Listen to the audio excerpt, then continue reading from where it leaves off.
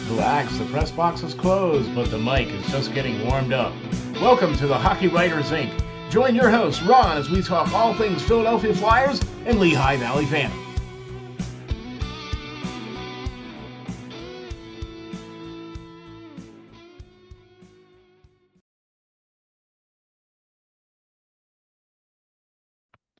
Ladies and gentlemen, welcome to the next episode of the Hockey Writers Inc. with your host, Ron Mont. Hey, everybody. How y'all doing? We got a very, very special guest sitting in with us on the Hockey Writers Inc. That's right, folks. The great, the awesome, the all-knowing, the Pearlo Wisdom. How you doing, Pearlo? Good, buddy. Awesome. Having a good Yeah. Christmas so far. Yeah, man, that is so awesome. Yeah, speaking of which, man, we are just a couple of days away from when the great jolly old elf comes down the you know what to give everybody the you know where. But that's not the real reason for the season. That's the sacrifice of Jesus Christ. So there you go. Anyway, and the birth of the Savior. So that's the real reason for the season. Anyway, with that being said, we would like to say very much thank you all very much for tuning in and checking us out. Please hit the like and subscribe button. In fact, don't hit it, smash it, punch it, kick it, whatever you got to do. Make sure you get that clicked on your screen. Thank you very much. That helps us very, very much. In fact, you can tell how much you guys like us because the Hockey Writers Inc. is the top 15 of all Philadelphia Flyers podcasts. Thanks to you folks, we are ranked number 11. Oh, yeah, baby. Thank you so much for that, folks out there, man. We couldn't do it without you. We really appreciate that. And to you, that is the Hockey Writers Inc. salute, man, for sure. Appreciate that. And with that being said, everybody, Merry Christmas. Please be safe out there. Be smart and don't do anything stupid. Arrive alive. Your relatives want to see you. Don't ask me why. Okay, so with that all being said, the Philadelphia Flyers last couple of games, we've had some not so good games, although they still garnered points. And then we had a what kind of game coming out here against Vancouver. So first thing I want to touch on is this. First of all, thank you to Lowercase Blues for the intro music. Really, really appreciate those guys, man. You got to hop on over to lowercaseblues.net. That's lowercaseblues.net. Check out Jake and the boys. They got swag over there. They got some videos. The new album is out. And if you are on the East Coast in the Delmarva area, you check out that website and go see those guys play. They are awesome. It's a great show. Go check them out for sure, for sure. Big thank you to Jake and the boys for the music, man. Really appreciate that. All right, Perlo. I wanted to bring you on, my man, because I wanted to get your take on the Philadelphia Flyers, the last three or so games that they've played. They won against Montreal. Then they had some games there where they lost in the shootout there for a minute. The two New York games, the Rangers and the Buffalo Sabres. Both of those games went into shootouts, and they lost both of those games. Ersson played back to back in those games, and for the first time this season, he lost in the shootout two in a row now. Got scored on a couple of times by guys from the Rangers, the Banajad, and a couple of the guys from from Buffalo too. Tage put one in too. So, but then after that, Dan Vladar comes back, starts in net. They play against Vancouver. Quinn Hughes, Steve William coming in from the recent trade, right? And they Yeah. blow the doors off of Vancouver. All right. Yeah. I'm also gonna say this, and then I'm gonna ask you what your observation is. The last two games, they've had Garnet Hathaway and Nick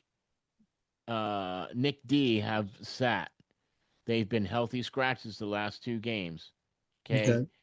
And they've had Gunderson and Gerbenkin in on the fourth line. Okay.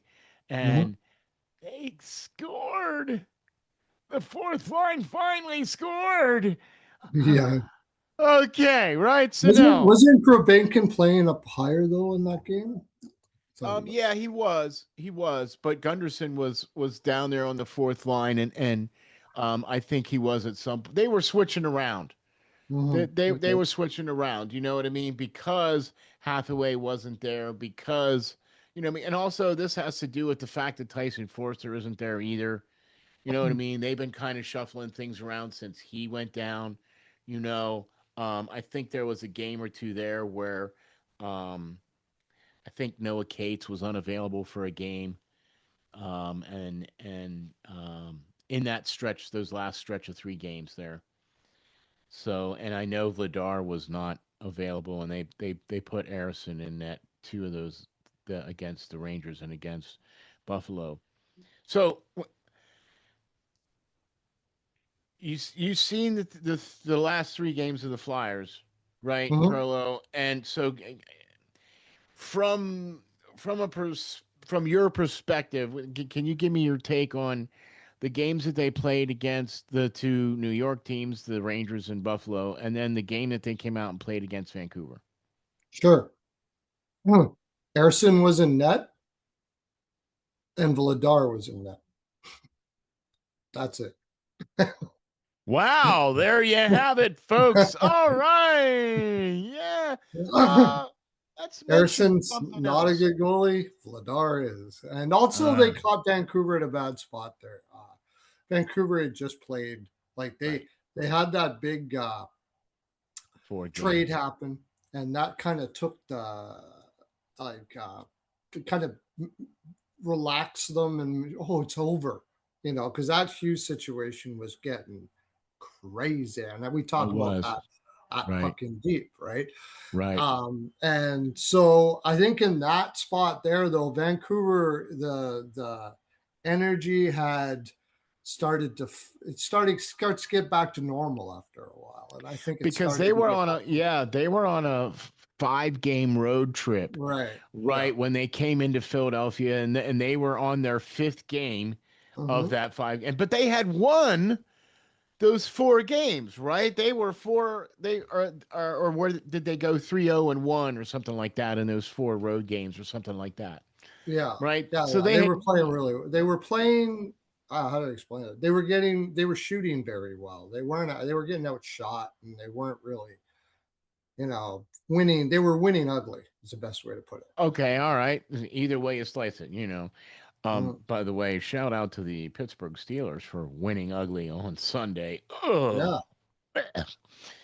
anyway, woo. Okay, so you think it was just down to the fact that it was Dan Vladar versus Sam Harrison For the as most to part. For the most part, yeah.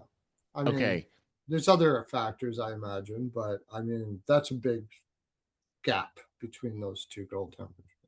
okay. The other thing that I have to touch on as well as during that 3 game span, we got to see the NHL debut of Denver Barkey Yeah. for the Philadelphia Flyers. Now, he had a great debut. He had 2 assists, but he Mhm. was also on the ice for 3 of their goals for the first game that he played. So he was a -1, right? Okay. But nobody says that. They're all, oh, he got 2 assists. Now they were primary assists, and they were, I mean, dude, they were some sick passes that he did. That Right. I mean, oh my gosh, man, they were 7-year veteran passes, not a rookie, right? You get what I'm saying? Mhm. Yeah. Okay.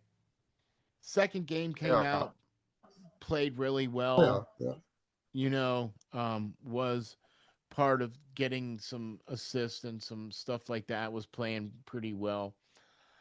I want to get your take on that because Russ and I have been talking about this since the beginning of the season, and I just want to get your take. We felt that the kids, the Denver Barcays, the Alex Bumps, should the likes of those guys should stay down at the AHL level and continue to play down there, and some guys on the Flyers roster should get more ice time, I think, instead of bringing up a guy that's only going to get 10 minutes. You know what I'm Mm-hmm. saying? A la, Mm-hmm. why are you bringing up a guy like that when. But then again, okay, I understand there's potentially a need at some point, but I would have brought up Richard or Gautier first before I would have brought up Denver Barkey. Yeah. Excuse me. You know what I mean? Just because I think it's best to keep him down there in the AHL but then again, Tockett's been putting him in. He's been he's been cutting time with Michkov. Yeah. So, what do you think about that, Perlo? What do you think about that little dynamic? You saw the whole social media explosion of the coach Oh uh yeah. Yeah. talking Yeah. to Michkov on the bench during the Mm-hmm. one game, right? You Yeah. saw that. Okay, so what's your take on what you think's going on there? Because you and Lyle on Puck and Deep were Mm-hmm. were were of the school of Mm-hmm. taking Michkov to school, and Yeah. that he was being taught how to play hockey. Mm-hmm. So you still think that's what's going on? Because look, you don't get to be a seventh overall pick if you don't know how to play hockey, Oh, of course. I mean, yeah. He's right? he's great. He's a very highly skilled, great player. And uh, but going to your original with Barkley. A lot of times you bring college kids up and they you have certain expectations in the AHL, and if they're playing to those expectations, sometimes it's just for the player that they bring them up to give them confidence. You don't bring them up too long, just a little bit, because you don't want them to get beat up in the NHL, but just to give them confidence and a pat on the back for doing a good job. Here's some NHL money, All right. go play a Oh, couple games. Yeah, I think that's okay. more or less what that is there. He's not literally lighting it up in the AHL, but he's doing pretty good for a rookie. 16 points in 26 games in the AHL is Yeah, pretty good for a he's got 20 like year old. seven goals or so. Yeah, right. He's And got he's good. been fighting. He's got, he doesn't, he sticks up for his teammates. He's physical. He plays hard. So I think it's just a nice little reward. Nice little Oh, reward for playing, for see, doing everything you were asked in the AHL, and going above and beyond, and it makes, it gives them confidence, gives them a little boost in their step to know that if you do the things that are going to get you in the NHL, it's going to get you in the NHL. So I think that's a good. I don't think that's a bad move for oh, where the Philadelphia Flyers are, where they're going, and what they're doing this year. I think it's fine. okay. But as That's why I far as wanted to get your take on that, though, Parlo. That's because yeah, yeah, yeah. sometimes things aren't just specifically for like sometimes things aren't done specifically for how it's going to affect the team right now or anything like that. It's more just for the development of that one player and making them feel good and stuff like that, which is good for the team down the road. But as far as the Michkov situation, Michkov is Michkov is a very verbal person. He's an intelligent player. He studies the game and he has his way of looking at things and seeing things. So I hope Rick Tocchet, and I imagine he isn't just going, no, you got to do it this way. And I doubt very much he is. Great coaches aren't great coaches because they know everything and they tell you what to do. Great coaches learn from the players that they have and they work with them and and they grow together, right? So sometimes Michkov is going to be like frustrated because he is a very intelligent player and he's going to say things like, "Nah, don't agree." You know what I mean? In his Russian, thick Russian accent, and And his you have to broken respect English. that from a guy Yeah. who has worked as hard as he has to have the skill level that he has. He's, like I said, he's a very intelligent player. And, I don't know what was going on the bench there or whatever, but um, it's, he's not the type of, I don't take him as the type of person that's a shrinking violet that's just going to sit in the back and go, yes, sir, no, sir. Like, yeah, he is going to put his foot forward in some, and that's not a bad thing. It's not a bad thing. That's where leadership comes from. If you don't have that, then you'll always you're never really going to be a leader for the team. So I'm sure Rick and him are fine, and that's just realizing that's his personality and that's the way he's going to be in some situations. And they're probably going to butt heads every once in a while. And hopefully Michkov is learning. And as long as they're both learning and growing then together as a coach and player, it's fine. I don't know. I'm not in the room, so Yeah, I'm yeah, not yeah. sure how much that is happening or not. But Right. for the most part, I do get this impression that Michkov is like really wanting to uh, he really wants the ice time and he really wants to show himself and he really wants to do more for the team, which is good. You need that kind of drive. I'm not sure how he's doing as far as learning how to play the full sheet like you need to or something like that. I haven't just sat there and watched Michkov play this year because I watch All all the right. games every time. But if I were Yeah.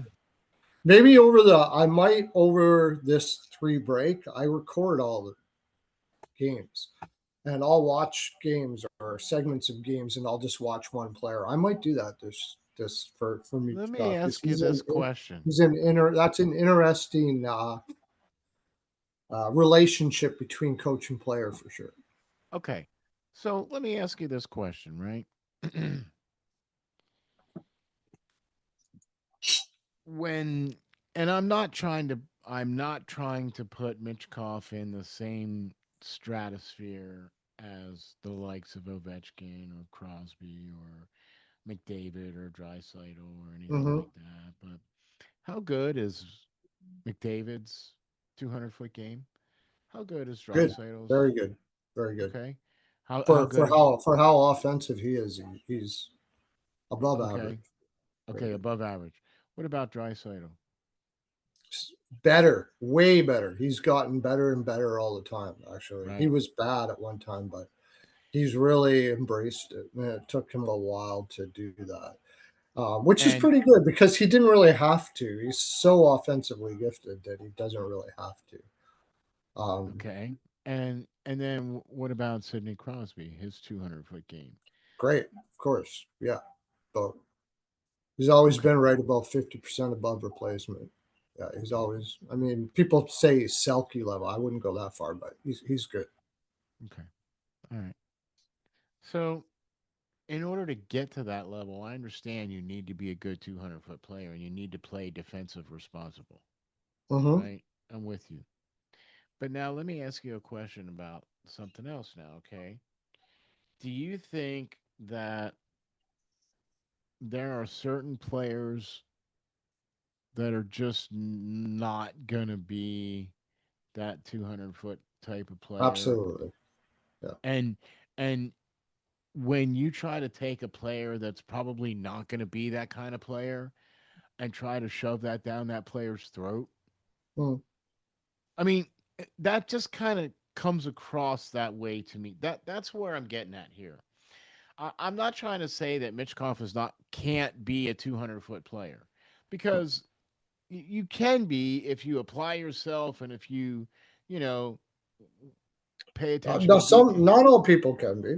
But Not all right, people can be. No it's matter how not. hard they try, it's not an easy thing to do, and it takes a certain mind for it, and all kinds of stuff like that. And I'm Not all just people thinking can that do that. maybe that just might not be the mindset for Michkov. Maybe. He just might not be the guy that's going to be, hey, he's going to be that, you know, 200-foot player that can play great defensively and can also, put 40 goals in a year or something Yeah. like that, right? I don't think Rick Tocchet is ever thinking he's going to be like a bomb defensively. I don't think that. I mean, look at Kucherov. Kucherov is here nor there. He's not. He's not like but he's average about 30% above replacement. That's not bad That's for not a bad. guy who can put up the kind of offense. It's Right. when you're Nylanderish that's the problem. And that I Mm. think is what Rick Tocchet is talking about. When you're floating and you're not and you're expecting everybody to do the work for you so you can get the puck and you're flying the zone constantly. That is so hard on the rest of your teammates when you do that. And there are coaches that have allow that. Sheldon Keefe is a good example with Nylander. I mean, uh, Quinville didn't seem to care what Huberdeau did when he was there. And how Yeah. good was Florida until Huberdeau left? How good is Toronto? How do they do in the playoffs? And Right? how good is Calgary now since Huberto's been there? Yeah, exactly. And he's actually become a much better defensive player when he got there. But Right. um, it's yeah, it's so Okay. I think that's really what it's all about. I don't think he's gonna ever try to be Selkie, make him Selkie level or anything like that. It's just not floating, being paid, getting into your spots. Is remember we were talking about that before. It's just getting. It's not. It's about getting into the spot at the right time Yeah. in the neutral zone. It's not about. I don't think he's talking about knowing every defensive strategy and all zones of the ice and all that kind of stuff like that. I think you hit it on the head there. I don't think Michkov is ever going to be that. But one thing players can do is learn how to get in their spots for pass outlets out of the D zone because there's nothing more frustrating. Right. I was a defenseman when I played. There's Yeah. nothing more frustrating. If you want to know how frustrating it is, go watch Bouchard, one of the greatest outlet passers that the game has ever seen. By the way, he's amazing. And watch him when he looks up and there's like nobody in the neutral zone anywhere. And then he coughs out the puck and everybody, oh, Bouchard, Bouchard, Bouchard. Well, what are you going to do if you can't pass the puck to anybody? It drives me crazy. And they're already off sides because if Right. you know what I mean? Yeah. So, all right. So when you've got that is the big thing. He's just Yeah. asking you to be in your spots in the defensive zone. And he's playing them with guys that always are. That always are. And they're helping him with that. And he may find some frustration with that at all, but and all that. But honestly, if he once he gets it down and he buys in, it's going to be so good for the team, and it's actually going to be really good for him. So I think he's buying in. I don't see a guy Yeah. who's complaining. I see a guy who's Yeah. trying He's not. really hard. It's not easy. It's not an easy discipline to learn when you have never had to do it, which he Right. didn't have to do in the KHL, right? So yeah, Exactly. he's going to get Exactly. frustrated because he wants to get it so he can do what he wants to do. That's the whole point. And he's probably impatient with it at times, and I get it. Totally get it because if you haven't been taught that from the time you were young and you're all of a sudden bang trying to learn it in the NHL with faster players and all that stuff, it's not easy. It's not easy and it can get frustrating. I And don't he blame wants him. to and he wants to contribute. He wants to be, you can tell he Exactly. wants to, Yeah. yeah.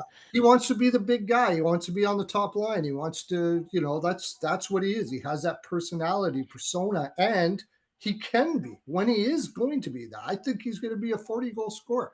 I think he's going to be a lot like he's never going to, like, I'm not saying he's as offensive as Kucherov, but he has attributes that are very Kucherov like. And if he can just get to, like, Kucherov knows that. He knows that. He gets to those spots. He's not a bear defensively. He doesn't all of that Right. stuff like that. He You flies the zone at it. He flies the zone quite a bit himself, but he's learned over time when you can kind of get away with it and sometimes you get burnt. But with his offense, it don't matter, right? Even if you do, he's so offensively gifted that his offense makes up for it. I think Michkov can be that too, but you got to Okay. learn it to a certain extent. and he Yeah, no, didn't no, I have it agree. at all when we first started. So No, he was all he's just but he looks like he's trying. That frustration and all that shows yeah, me a guy who's trying. If he's trying. like, I don't care, that is where you got a problem. But And you're not hearing him say anything right, like, he's not coming out and saying like he's not through interpretations or anything like that. He's not coming out and saying, oh man, this, that, and everything else, and blah blah blah, this and yeah, blah blah blah yeah, that, he's right? being a good teammate from what I can see anyway. Yes. Yes. All right. I'm so glad we had this conversation, Perla, because I wanted to get your take on this, man, because there are so many people out there that have this perspective of, and I have to admit, at some points I was kind of guilty of this too. I was I was questioning why such an offensively gifted player was not allowed to play. And I understand that you got to try to teach the guy, but Mm-hmm. that's what practice and scrimmage and all that stuff's for. You know what I mean, right? Could be. Especially, but here's the other thing too. Because they're trying to win now. If you're trying to win now, then why are you then it doesn't make sense. And look, in my opinion, if you're trying to win now, it doesn't make sense to try to develop Michkov. You might as well let him go. Because Yeah, if you're trying to win now, then he's going to be putting goals in and he's going to be scoring yeah, goals and he could win you some games, right? right. So if you're trying to win now, then why are you trying to develop a guy? It seems like it's a mixed message. Do you get what I'm saying? Do you get where I'm coming from? Well, yeah, I think they're never going to say that they're not trying to win now. But the No, I know. realization is that they're going. I mean, if they can win now, developing players like this on the ice in game situations, then great. But they're not. If they're not going to win now, doing that, then they're going to do that. You see, that's the way I see it.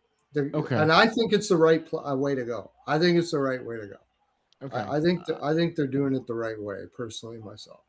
Okay. No, I just I always like to try to present two different sides of the coin.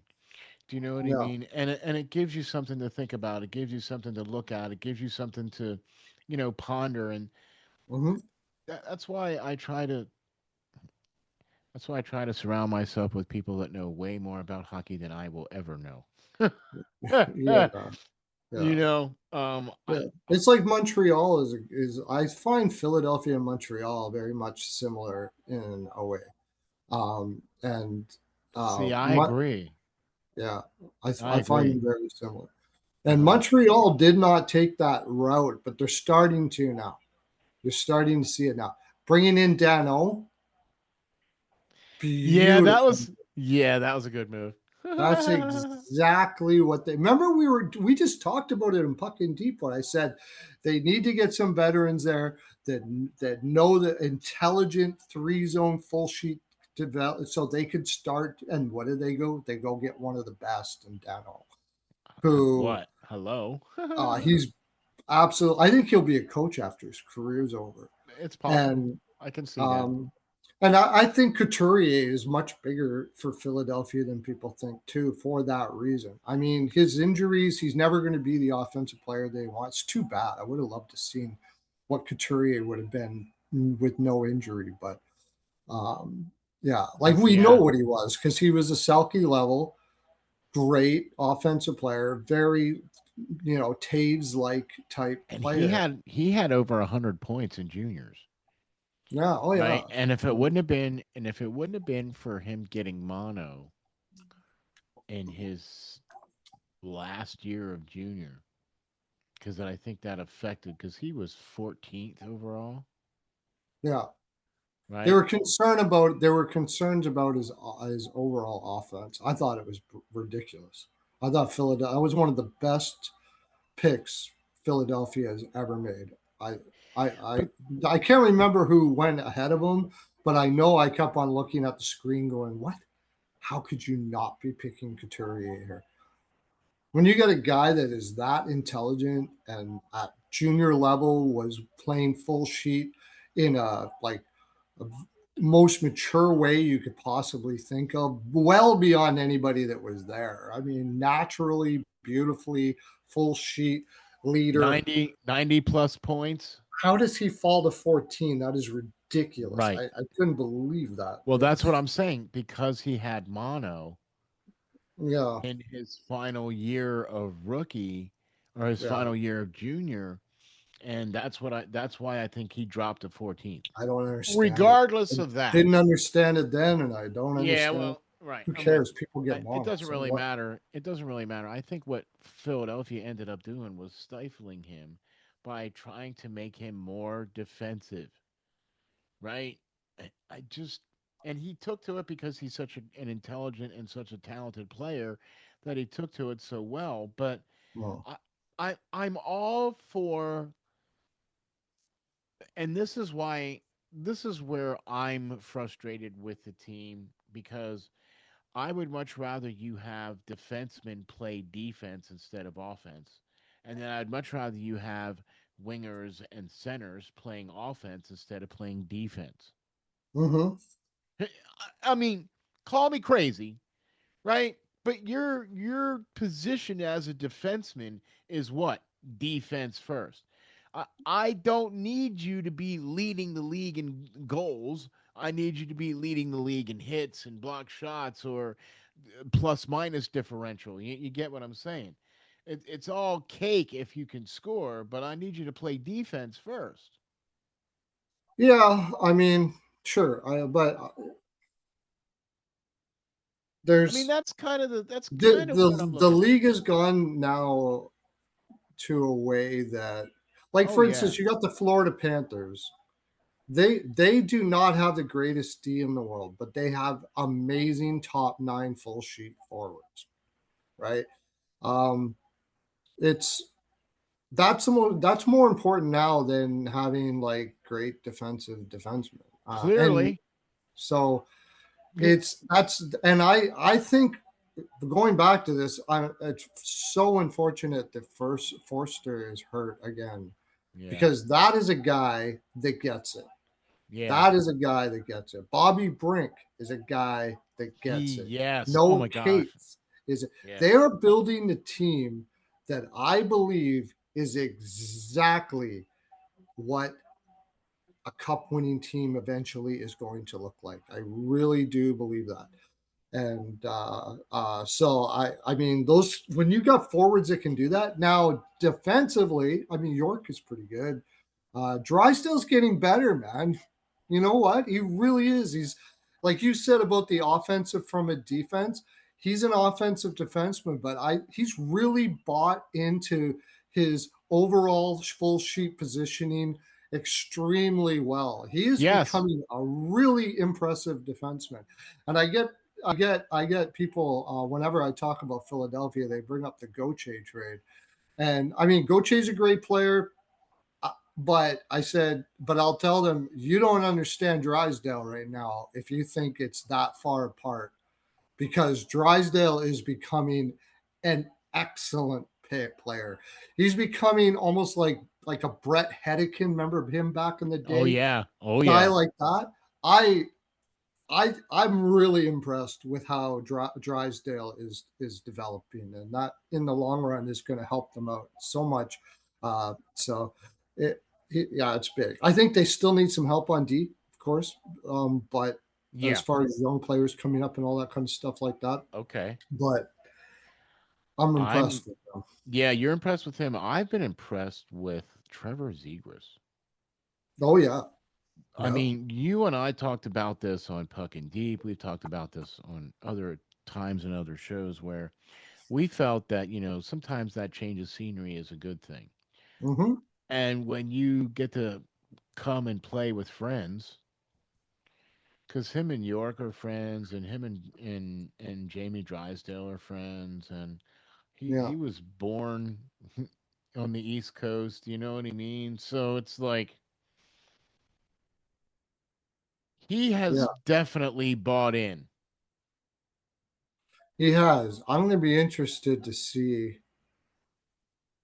I gotta watch him a little more as far as because you know what the thing about Trevor Zegras and might be kind of frustrating with Michkov, which has me thinking that Rick Tocchet has more of a mind towards a full sheet than Trevor does because I don't see him getting that. Like I don't see him Who, Michkov? Trevor Zegras. I don't see No. Trevor Zegras getting all this you got to be in your spot stuff and all that stuff. That Michkov is, and teaching them to play the full sheet, which I Mhm. find it kind of find odd. See, Uh, now you're starting to understand why I'm seeing frustration, why I see frustration within yeah, why I don't understand why you're talking about guys being in their spots, yet there's guys that aren't allowed that are it's okay if they're not in their spots. Or yeah. up until just the last two games, you've been playing Hathaway and Delorier, who are both of them combined are like a negative 20 something. Oh yeah, yeah. They're not. They don't They know. don't have any points, they don't have any assists, goals, or nothing. Yeah, Yet they, yeah. they, they're in every night. Those are just accountability guys, is what they are. But They play good super hard and they gravy. hold everybody accountable. That's what they do. Okay, but you And know, they'll peter out after a while once you start the young guys start being the accountability guys. It's a very replaceable role. But okay, so but it I doesn't. think You that'll be know, fine. But you bring that up with Trevor Zegras. Sometimes a coach can just look at a player like it's actually kind of an honor to Michkov that he is focusing so much on it because he believes Michkov can. I'm wondering with Trevor Zegras if he goes, yeah, he's never going to be able to get this. That's what I think. Like, there's no okay, use trying to frustrate this yeah, kid. right, yeah, because he's just I not mean, going to let's play face one. it. Trevor Zegras is a very talented player, but he's not the sharpest knife in the drawer, dude. Like, he's only going to be able to do things one way, and you try to I, screw it up some other that's way, and it's going to oh tear my him right down. gosh, So, man. Mishkov is a highly intelligent player. So he can perform a role that is something that I don't think Trevor Zegras ever will be able to do. You just And got there to you take go. him for what he is, throw Yep. him out there. I mean, and he's doing. You can say the same with Travis Konechny. He's got away with it in every coach he's ever had. He's never been that type of player either, and he goes and they're play driving guys. They play offensively. They try to keep them in the offensive zone as much as they possibly can. And I think that Rick Tocchet's going. I mean, Michkov wants to be like that, but Tocchet knows you can't have everybody like that. And honestly, there it's. I think how many you just signed him to 8 years. Travis Konechny too, right? I don't Yeah. know, man. My gut says Konechny's not going to make that contract in Philly. No. That contract's going to look real ugly in about 3 years. I no, what I mean is I don't think he's going to be in Philly with that contract. Like I said, that contract in 3 years is Does he going to have a look no real movement ugly. clause in there too? Does he have I like a don't know. full?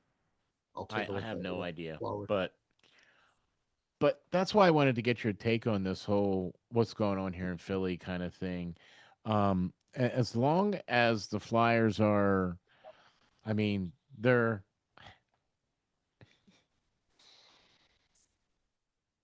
in first place right now in the Metro. Yeah, No, wait, no, I'm sorry. Second place. My yeah, mistake. My mistake. Behind Carolina, who has 47 points, Philadelphia has 43. yeah. Three other teams have 43, right? And Mm-hmm. then you got Detroit at 45. Okay. So this whole Eastern Conference is going to be within 4 or 5 points all the way through, as far as I'm concerned. At some point, you're going to get some of these teams I think are going to start to pull away at once you get past the break, because that's when I think you're going to start seeing the once we get past the Olympic break, then that's that sprint.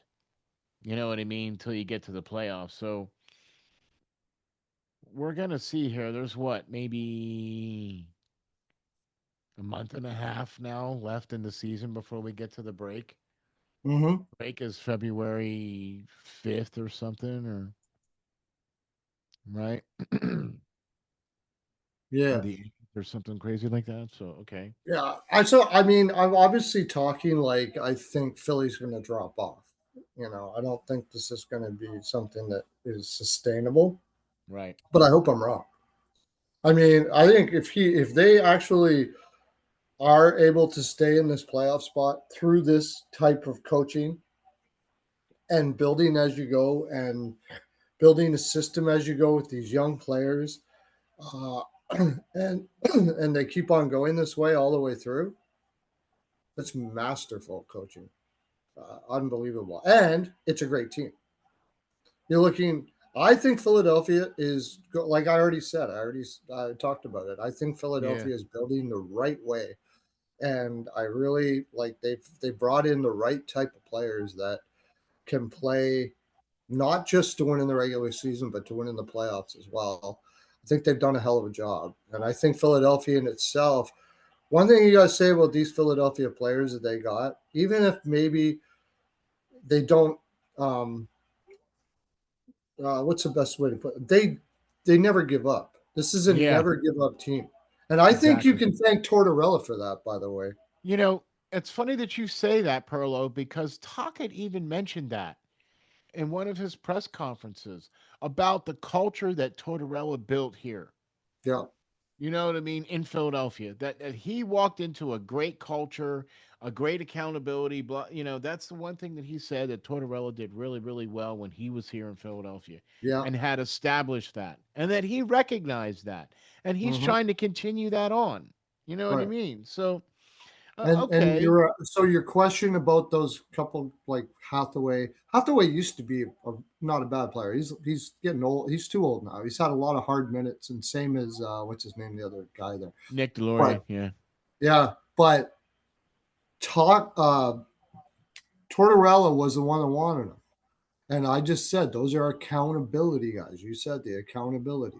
They're gonna hold they're going to hold players accountable for giving up 100% effort all the time. Just like having two other coaches on your team to that. So it's like having two other coaches on your team. I mean, I And get yeah, it. I know on the ice, they don't do all that much. I totally agree with you. They basically just roll around, throw the puck on the ice, get the hell off. That's all. But there is something to be said for the intangibles of these guys that do hold players up, hold players accountable. There's I mean, remember I'm with you. Hornquist in Yes, Pittsburgh. I There's a good do. example. Another Yes, one of I those guys. do. And Kasperitis. Casperitis, yeah, Oh yeah. man. There's guys that are on the I have bench nightmares holding. about Darius Kasperitis, man. Are you Yeah, but kidding? I mean, they're on the bench holding players accountable all the time. Yeah. They'll tell people on the bench, you can do better than this. Yeah. What's wrong with you today? Yeah. All of those sort of things like that. Not everybody has that personality, but I get it. It's hard to watch. If you're a Flyers fan and you see Hathaway and they're going in the corner and everybody's like, they can't even beat people to Well, pucks anymore. you don't even have to be a It's sad to fan, watch dude. Yeah, that. it is, right? You don't even have to be a fan. Just looking at it for analysis. When you're Yeah, looking at it for analysis and you're going, why is this yeah, guy still playing? Jeez, he's a yeah. negative I eight. He agree. hasn't had no points. What is he doing Yeah, out here on the ice? He's only getting about 8 or 9 minutes a game. I mean, what are you doing? Right? yeah. Okay. It's All right. hard. It's It hard. is. It is hard to And I watch. and I I agree. understand the frustration of people and fans, and I get it, but this is what you get when you try to win now and rebuild on the fly. This is what you're Yeah, gonna get, you know? So yeah. I mean, I they're doing a hell of a job of it. You have to say, though. You have to say. I don't know all if it's things going to hold up, but considered, they're yeah, doing but it. I don't think they can maintain it for this season. One thing I they got going for them is the Metro is weak. Yeah. That's really, I mean, the Rangers suck. New Jersey's been struggling without Hughes. They're doing not too bad today. Florida has had their issues, and I think they'll probably Pittsburgh is get kind back of on doing the going. up and down thing. Columbus is whatever. Pittsburgh's probably going to die off. Yeah, like Yeah, it's the. I think the Metro being weak is really what's helping them a lot right now. I agree. I But agree because kudos to the coaching. They've won a lot of games just by determination, and that's awesome. That's awesome. Just okay, by being more determined than the other team. and sometimes that's what you need in order to win games in hockey is Yeah. more determination than somebody else. Mm-hmm. Because look, you're a professional hockey player. Professional hockey players work out for a living. They take care of their body for a living. They're doing all the right things so they can be out there on the ice and so they can have the same level that you're playing. You know what I mean? So Yeah. you're going up against some of the best athletes in the world here as far as I'm concerned. Every single night. So Yep. I wanted to get your take on this, Perlo, because I knew that although you always have a keen eye on Philadelphia and you have a soft spot in your heart for the Flyers, Yeah. I but always will have a soft spot for the right, Flyers. but you do have that keen analytical eye, and I wanted to get your take on some of the recent happenings that's been going on with the Flyers. Look, guys, I'm sorry we didn't get a chance to talk very much about the Phantoms. Just owing to what we were talking about here uh, with the Flyers, and I just wanted to get Perlo's take on that. I promise you, on the next show, we will concentrate more on the Phantoms and how they are doing.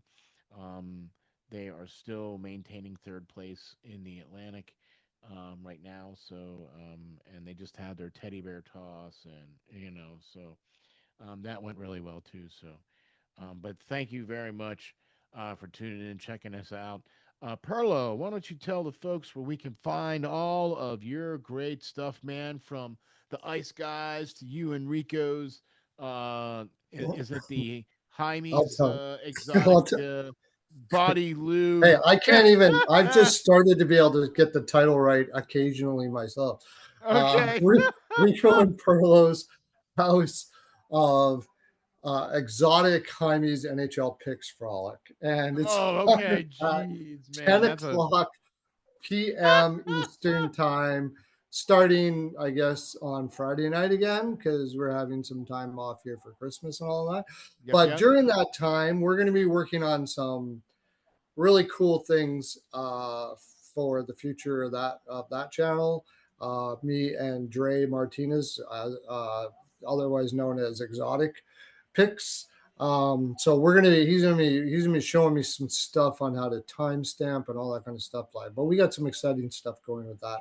And of course, the Ice Guys. Yes, I am on there Monday and Wednesdays, Yep. continually on the top of the list of people voted, viewers voted, to YouTube viewers voted best NHL betting podcast in North America. Has been for about a year and a half, growing super fast. I'm on there Yeah, man. Monday and Wednesdays, and I'd love to see you there on those days, but I'd highly recommend you get there for all the days because it is what it is. I'm on there because I was one of the biggest fans. I loved that show right from when I started doing this handicapping stuff. I loved it, and I was like taken aback when I was offered to be able to do the show twice a week. Yeah, man. So check it out on there. It's fantastic. And of course, Puck in Deep. Don't forget on this very channel, Puck in Deep. We just did a Quinn Hughes and the trade for the Oilers, Yeah, man. which is interesting since Jari got hurt right away. But Right, and you put on might, the IR, right? yeah, you might want to. But check those out; those are really good. Of course, great. Lyle Richardson was Yeah, on man. with us, and we'll be on Yeah. in the future as well. Yes. Great writer, Spectre's Hockey, excellent hockey news writer that I've been reading for a very long time. Right. Go check him out as well. But check out Puck in Deep. Usually about once a week, we put out whatever a video on, and we get in deep, my friends. We Yeah, get man. in deep. That's why it's called Puck in Deep. It's a very deep. It's a deep look at all the things that are going on in the NHL from different angles and different perspectives, and It's awesome, I love Jason. it. And If I were to yeah, have done a show, I wanted to do a show that I would watch if I wasn't the one in it, and this was it. So exactly. And the best part about that is some great news, some breaking news is that we're going to be able to get Lyle Richardson. The great Lyle Richardson is going to try to be a regular. We're going to have him on as a regular on Puck and Deep here. So, man, we're looking forward to that. So that's some really good things to be looking forward to in the new year as well, too. So, Merry Christmas to all you folks out there. Merry Christmas to you, Perlo. Thank you very much for hopping on here, man. I really, really appreciate that. Thank you very much to Lowercase Blues for the introductory music. Go to lowercaseblues.net. Check them guys out. Really appreciate that. Check out Jake and the boys for sure. You can catch the show at on X at HCKY Writers Inc. That's HCKY Writers Inc. on X. You can also check me out at RNJ underscore media. That's RNJ underscore media. Don't forget to check out all the stuff that we're doing at rnjmediasports.com. Don't forget to check out the channel at YouTube. So thank you all very much for tuning in and checking us out. We will catch you all on the next episode of the Hockey Writers Inc.